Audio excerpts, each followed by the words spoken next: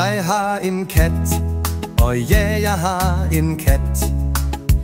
Den hedder Krumme og er lidt for stor. Den elsker mad og leg. Den kan til tider være lidt farlig, så man skal passe på.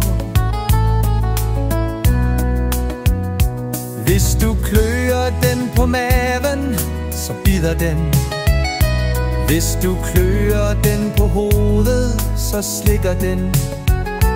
Hvis du giver den leverpostej, så er I venner for livet.